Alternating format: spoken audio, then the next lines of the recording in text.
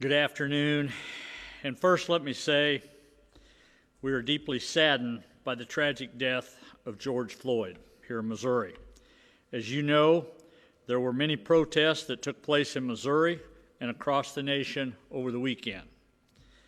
What happened to him was very wrong, and it has filled Americans everywhere with sadness, grief, and anger. We are also saddened by the acts of violence that have transpired across our state and our nation in response to this event. Citizens have every right to peacefully assemble and protest, and we support those who are calling for justice and peace. However, an element that seized on these peaceful demonstrations to commit violent acts and endanger the lives of citizens and bring destruction to our communities. This violence not only threatens public safety, it drowns out the voices of the peaceful demonstrators calling for justice and working to improve our nation. On Saturday, I signed an executive order activating the Missouri National Guard to assist local authorities at their request. At this time, we are taking a proactive approach to protect the people of this state. The National Guard and Highway Patrol stand ready to assist if needed.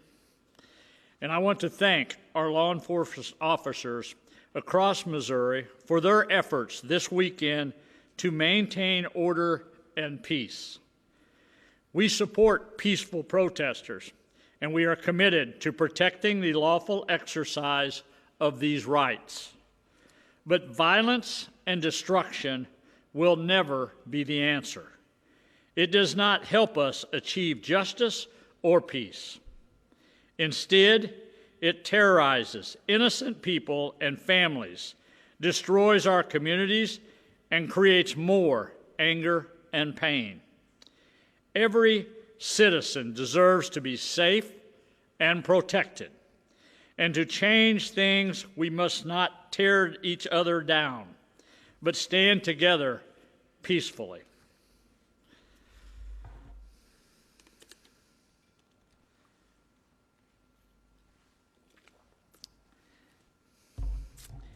It is hard to believe that it's been just over 75 days since our first COVID-19 case in Missouri, and that we are almost halfway through 2020. Up until this point, my administration has been very fortunate to have a strong, booming economy and a record low unemployment and high wage growth. We have at it many times had more jobs available than we have had people to fill them. Because of this, we have been able to focus on our workforce and infrastructure during those times. During these times, we have also been able to put forward responsible, conservative budgets to the General Assembly. Last year, we were able to leave $100 million on the bottom line in order to respond to any unanticipated revenue declines. And we are thankful we did after everything else that has happened. When we began this fiscal year, we anticipated economic growth, and we based our budget on that growth. However, it goes without saying that COVID-19 has had a severe impact on our anticipated economic growth. This is truly unlike anything we have ever experienced before. We are now expecting significant revenue declines, some of which may be larger than those experienced during the Great Recession. Just to put things into perspective, Missouri saw a decline of over 300,000 jobs between March and April alone, a decline of over 10%. Our unemployment rate, which has been a near historic lows for much of my administration, rose from 3.9 to 9.7% in April. We could have never imagined that this is where we would be today. But we've had to face the reality of the situation and make some extremely difficult decisions regarding our state budget. We have already withheld over $220 million due to budget concerns resulting from COVID-19. In addition to these restrictions, we will be restricting another $209 million by the end of June.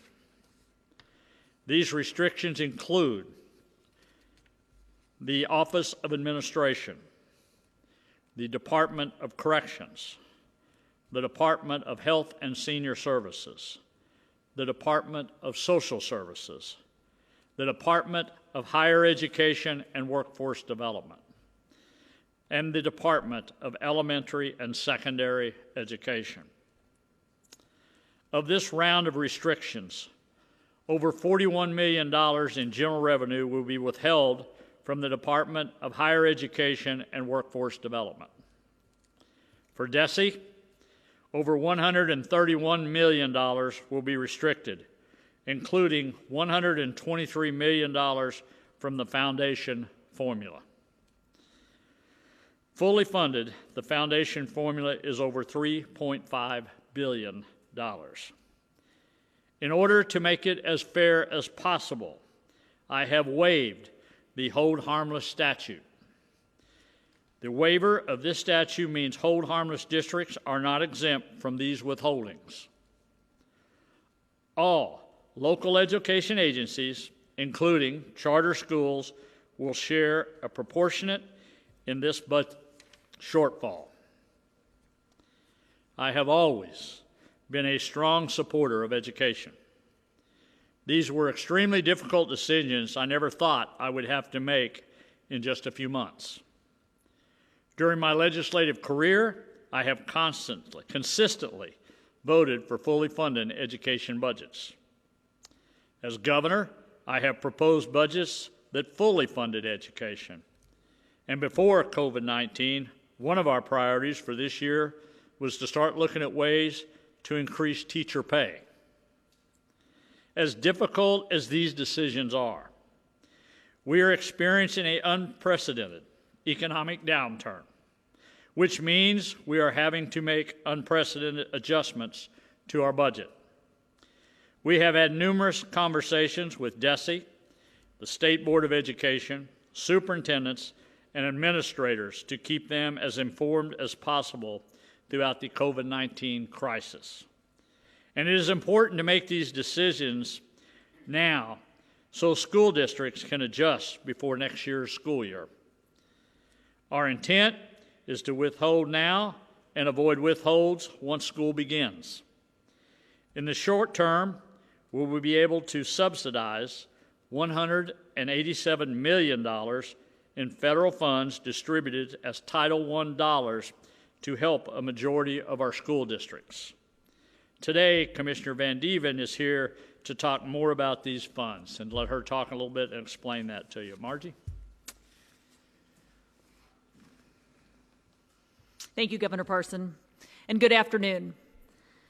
While news about budget restrictions is never easy to hear, we appreciate the leadership of Governor Parson and his team who have worked thoughtfully through this process in efforts to help educators prepare for tight budgets and tough decisions, the likes of which many Missouri school leaders have yet to experience in their careers.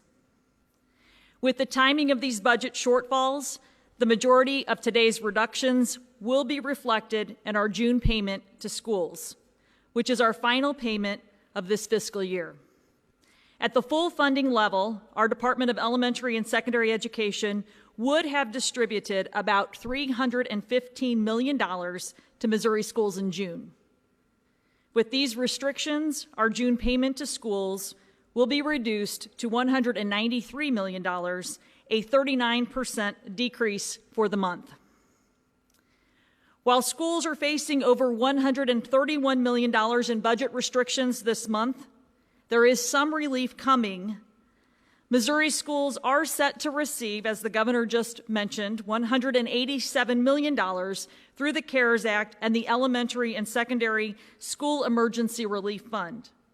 Nearly half of Missouri's districts and charter schools have applied for these funds, And as of today, nearly 100 districts and charters have received about $16 million of those funds. Our team continues to distribute these dollars as quickly as we can, knowing how important this supplemental funding is during these uncertain times. Now, while these dollars are distributed like Title I funds, they do not have the same kinds of restrictions. Instead, school leaders have great flexibility with these funds and can use those dollars for any COVID-related expenses dating back to March 13th. There's a wide range of allowable uses of these funds. They can be used to reimburse schools for costs incurred for things like technology and hotspots needed for remote teaching and learning, delivering meals and schoolwork to our students' homes, and even to pay staff members. We have guidance and a list of frequently asked questions on our CARES Act page of the DESE website. We are embarking upon historic budget shortfalls, and we remain hopeful that they are temporary as our economy begins to recover. To our Missouri families, we will continue to educate our children. The cost of not doing so is too great. The impact of these cuts may look different in each school across our state, and services may need to be adjusted, but we will educate and care for our children. To our Missouri school teachers and leaders, yes, our jobs continue to get harder. As I have said at each of these briefings, throughout this pandemic, you have inspired me and so many around you. Prior to this pandemic, we were discussing the need to elevate the teaching profession. Fast forward through these past couple of months, and I doubt that there are many people who do not recognize the importance of good teachers and leaders. Our communities continue to count on you in so many ways. And to our business and community partners, we look forward to working with you in rebuilding our economy. And we know how crucial a skilled and educated workforce is in that effort. It is imperative that we continue to improve lives through education. Our society depends upon it. So thank you, Governor Parson, and every education stakeholder in Missouri. We are all in this together, and we thank you. Margie, thank you very much. One of the things, Zora's going to be up here just a second to talk from the higher education side of it. One of the things I thought was so important once we started realizing what we were going to have to do is to share that with the commission, with the educators around the state, with the higher ed community. You know, the one thing I learned a long time ago, you're much better off being up front, telling people the truth, make sure they know how to prepare for that when you're going to do things, instead of just walking in here someday and saying we're making cuts and then they find about it at a press briefing. You know, the reality of it is we got to prepare for those things. That's why we want to be very upfront with DESE and higher education to make sure they were aware that this was coming and that they would make sure that they could make those prepare. So with that, Zora, you want to talk on the higher education side of it? Good afternoon. I'm Zora Mulligan. I lead the Missouri Department of Higher Education and Workforce Development. The expenditure restrictions announced today will certainly constitute a significant hardship for our public colleges and universities around the state. The amount restricted today essentially equates to the June payment that institutions would have received, and it's 100% of that June payment. This is a significant challenge. It comes in addition to some expenditure restrictions that were announced earlier in the year. And I want to be clear in that it will have a very challenging impact on our institutions. It represents a tremendous test for the leaders and our institutions around the state. It is likely to impact student services and the student experience as well as that of faculty and staff.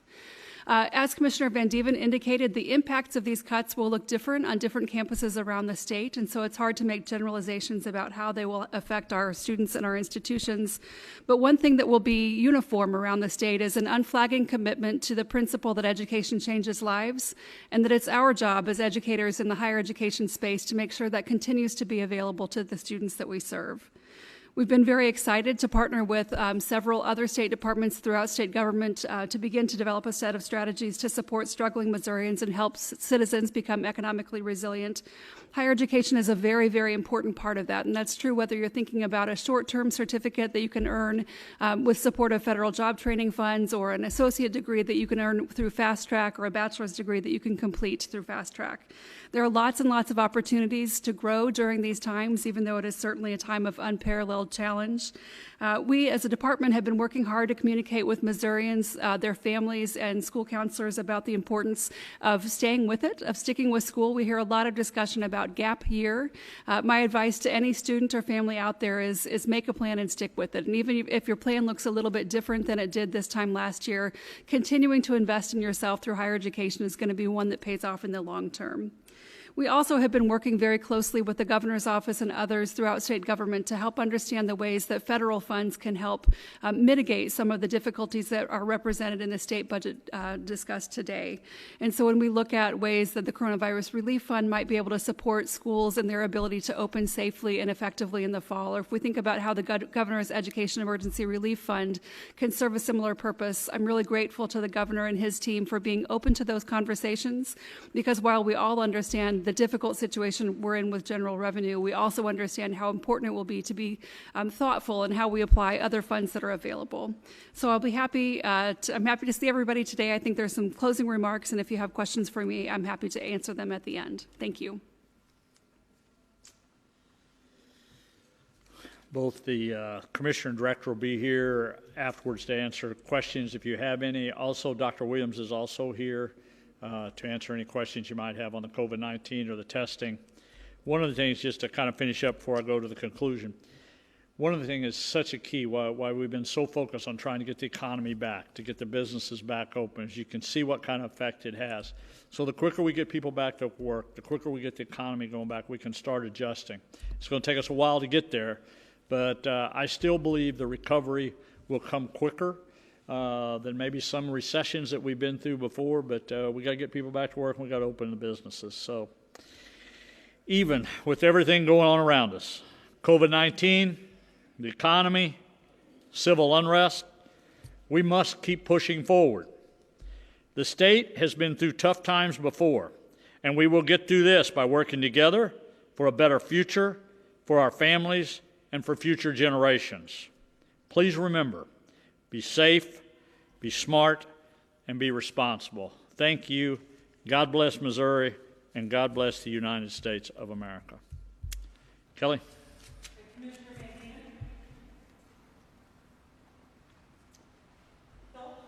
Hi, Commissioner. Hello.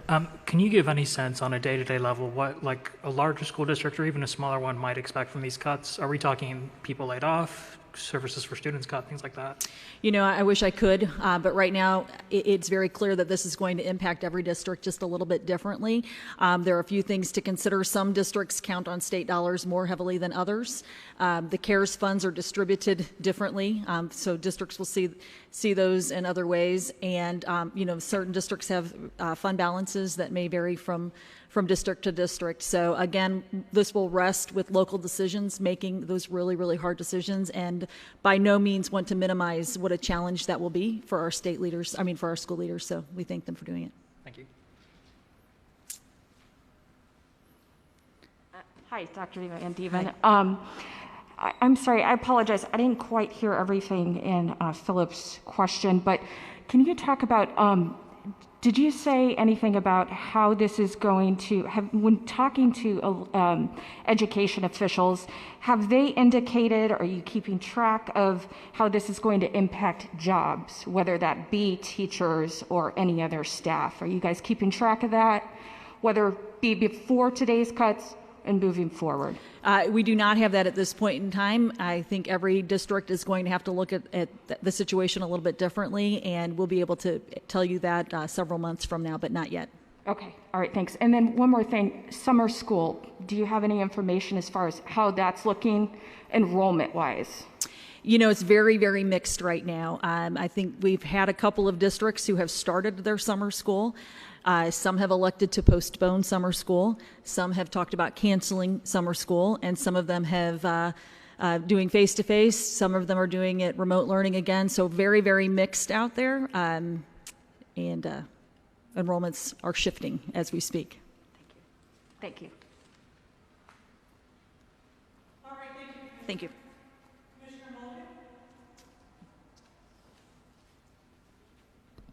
Happy to answer any questions you might have. I'll ask the same question about summer school enrollment. Do you know what it's looking like statewide? I don't have a number statewide. I can tell you anecdotally the numbers are really continuing to bounce as students and their families make decisions about both summer and the fall. So I think it's going to be a while before we have good information. For most schools, enrollment for summer school doesn't close until a little bit later in June. So we'll know a little bit more, and I'll be happy to follow up. Thank you. Could you please explain how federal funding for higher education is going to mitigate some of these general revenue cuts, if at all? Sure, that's a great question. So higher education generally does not receive funding directly from the federal government, but the CARES Act does contain some provisions that could be used to provide relief to higher education institutions. One option is the Governor's Emergency Education Relief Fund, which the governor will use for both K-12 and higher ed. From our perspective, it's the least restricted kind of pot of money that might be used for some of the budget challenges that higher education institutions are facing. One note that I think is worth remembering is that although both higher education and K-12 institutions received funding directly through the CARES Act, half of the money that higher education institutions received had to pass through directly to students and couldn't be used at all for any institution purposes. What remained had to be used for restricted purposes that were very important in meeting the short-term crisis that was presented by the coronavirus, but it specifically could not be used for staff salaries. And so in that way, there's been a little bit of a challenge at institutions there. Another potential way the Coronavirus Relief Fund and the CARES Act might be able to help higher education institutions is meeting financial needs that have not been met by the funds that were received directly by institutions. So, a lot of the money that went out this spring was for very short-term emergencies, hotspots, laptops, things of that nature. This will be a longer-term opportunity to think about things like testing, campus infrastructure, which in many cases isn't really sufficient to handle the volume of online education that's currently being offered. So there are lots of ways that federal funds might be able to support higher education institutions. Is there any more federal funding coming from the CARES Act that hasn't already arrived? That's a question that actually Dan Hogg would be more in a better position to answer. The state has received a significant amount of money. Higher ed institutions have also received some. I think most of what we're likely to see in terms of federal funding in the future, unless there's a bailout package, which I don't know anything about, but would be in the form of specific purpose grants. And so we're certainly looking at grants as another way to make sure that we're meeting students' needs during this unprecedented and challenging time. Thank you.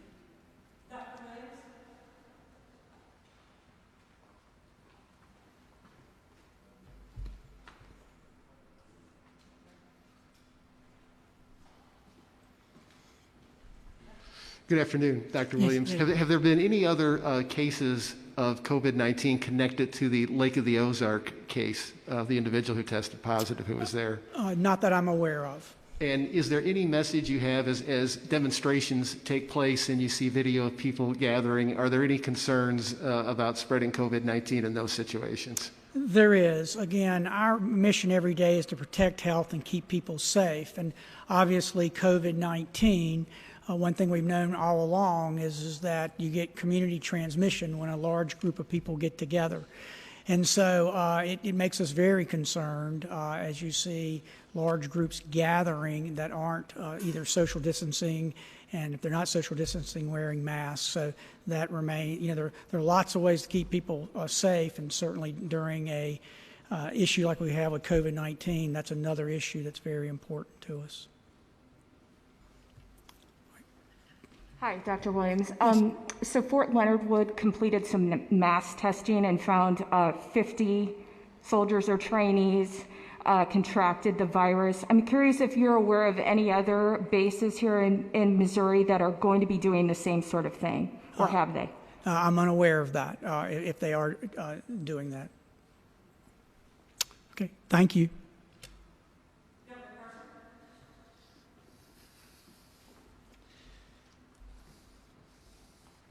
Go ahead.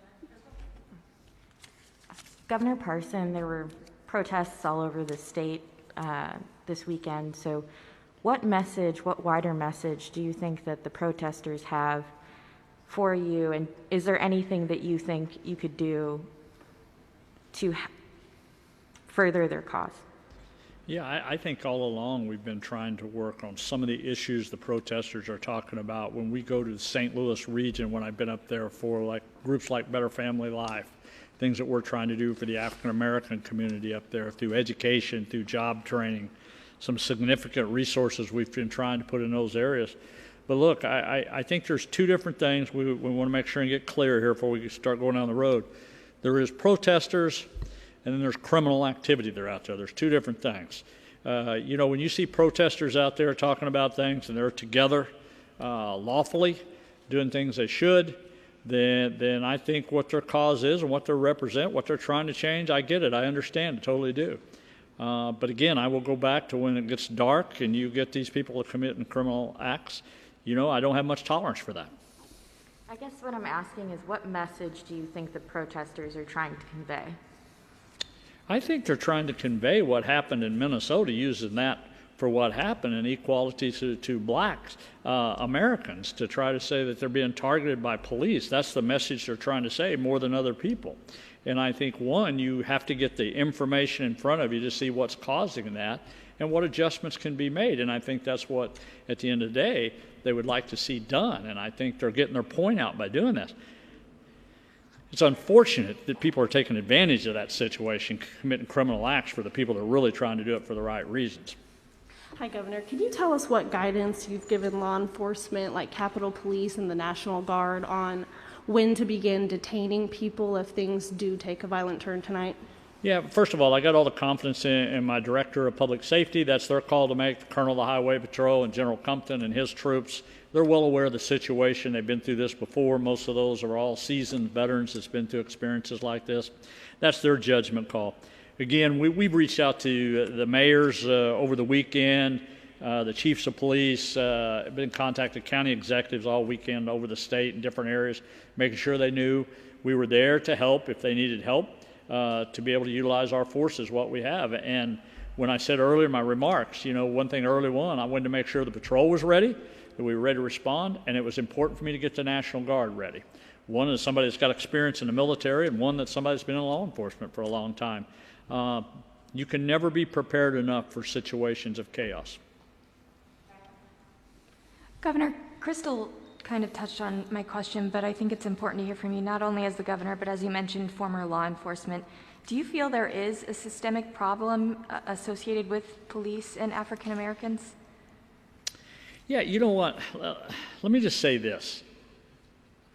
It's a pretty broad question what you're asking there, but let me say this about the law enforcement side of it, because I don't like pitting one against the other. I really don't. Because I think 99% of the law enforcement officers are out there, at least, are doing their jobs, doing what they're supposed to be doing.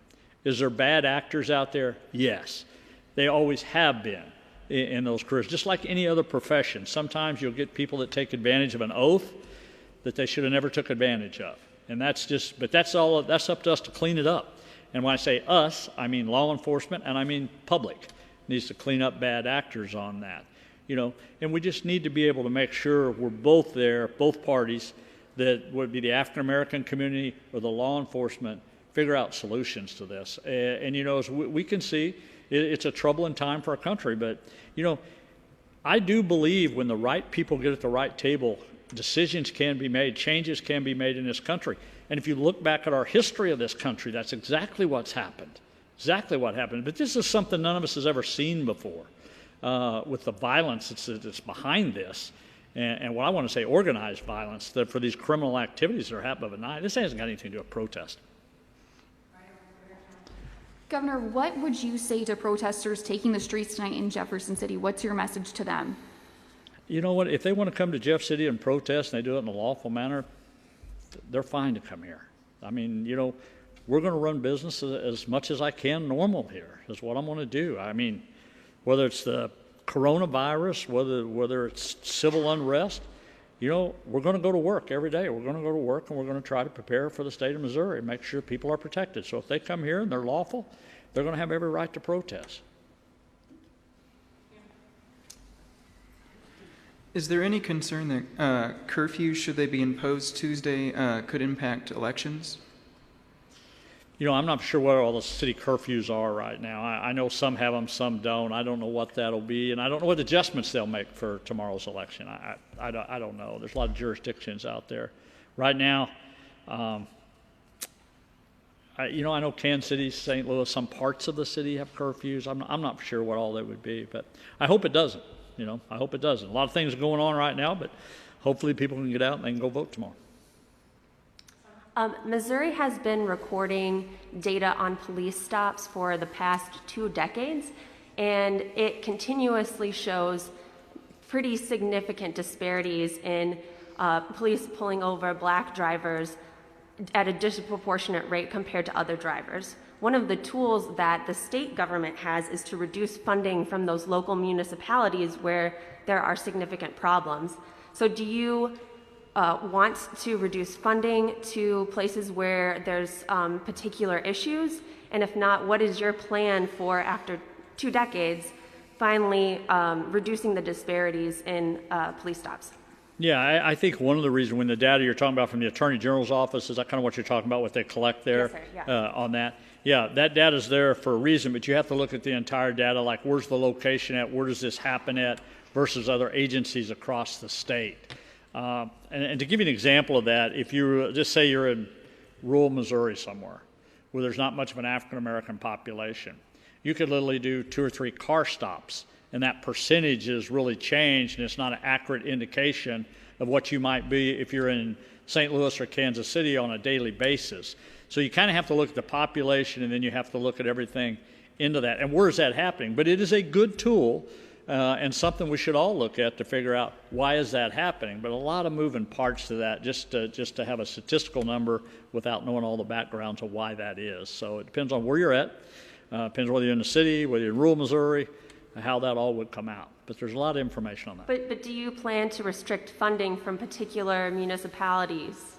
And what is your plan to try and address overall disparities, which are shown in the statewide disparities? Yeah, I think it's what you do as governor, what I've been doing. You go to the African-American communities, you try to figure out how it is you can really help, and how do you do a long-term fix to something like that. I'm going to go back to what I originally said when I became governor. If you really want to change society, if you really want to change things, it's not another government program that's going to change it. What you're going to have to do is you're going to have to go out there and figure out, how do you take the youth of today and prepare them for when they become adults? And that's going to come through education, which you got to make sure everybody has that proper education, and they have the ability to get a job or training to be able to get out of some of the situations they're in today. But you've got to break the cycle, and that's how you really change those statistic numbers you're asking me about. But I'm talking about disparities in police stops. Sorry, but I don't think you answered my question. I'll follow up with what Summer said. Do you have any tangible programs that you're looking at right now to address what she was talking about? Disparities in police pulling over black people more than white people. I'm not sure what kind of program you're asking for. I mean, what you're wanting. I mean, each law enforcement agency has their own divisions, their own funding, their own cities and counties. I don't know what you're asking when I have a plan for that. I mean, if you're saying, what is the state going to do? Yes. It's on the local levels. Well, again, what I had mentioned previously is the state has the tools in the law to restrict funding to particular agencies if there are major problems. And I'm assuming why don't you refer to what you're talking about funding? Because I don't understand what you're saying. What funding am I going to withhold from a county or city that has their own funding sources?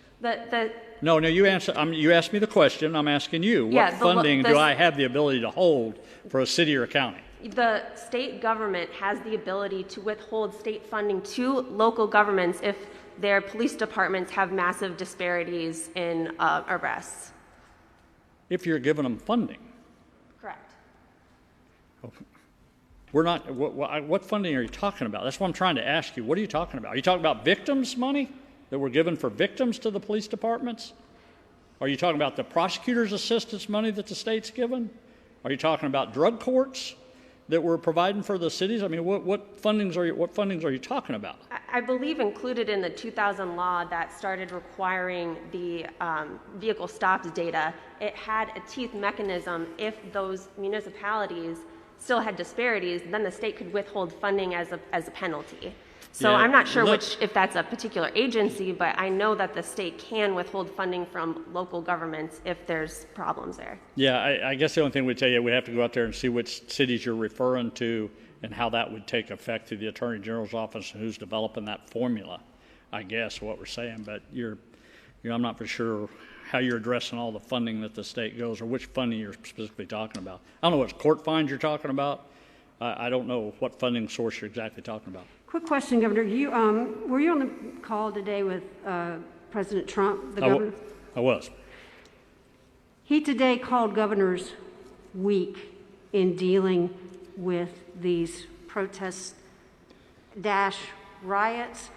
What did you take that to mean, and what do you think about that? First of all, he didn't say that. Okay. So let's make that correction What right off the bat. Good. What did he say? He wasn't talking about protesters. He was talking about the criminal element of people breaking into businesses is what he was referring to there. I know there's been a lot of hype on that since that all took place. That's who he was talking about. He said that people needed to take the action, the resources they needed to stop the looting and breaking into private business, stealing, throwing rocks at police officers, shooting people. All this is what he was referring to as the criminal activity. He wasn't talking about protesters that were law-abiding protesters. That was never what he was saying about that. So what did you think about the weak statement? How do you feel like you are in that spectrum? You feel pretty good? Oh, I most certainly do. I most certainly did. Everything that he was talking about today about activating the guard, we've already done. Having the highway patrol available to assist, we've already done. All those things. Look, I got enough experience in my career with the gray hair that I have. You don't try to start getting prepared for a riot after the riot's taken place. When you start seeing things like that happen, you need to prepare in advance, and that's what he was talking about. We're going to take one more question. Governor, you mentioned that great things happen when people come together at a table. So I was wondering, are you actively planning any sit-down conversations with members of the African-American community throughout the state to discuss police brutality? There's no doubt that we'll be talking to the African-American community, and I think we have all along in this administrative with a lot of the people.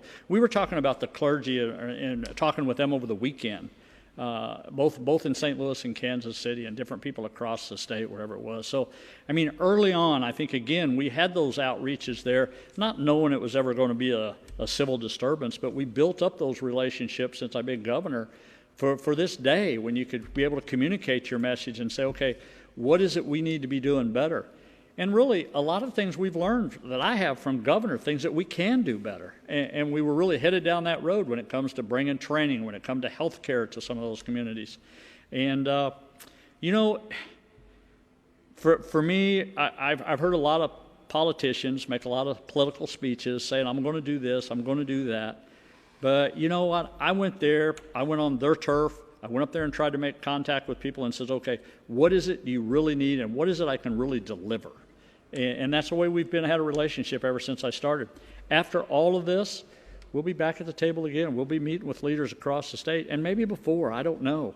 But right now we got to find a common ground. We got to figure out how do we change the future of this state? And to the most part, how do we change the future of this country? Because the path we're going right now is not a win for anyone. It's not a winnable path for any of us. Thank you all very much. Thank you.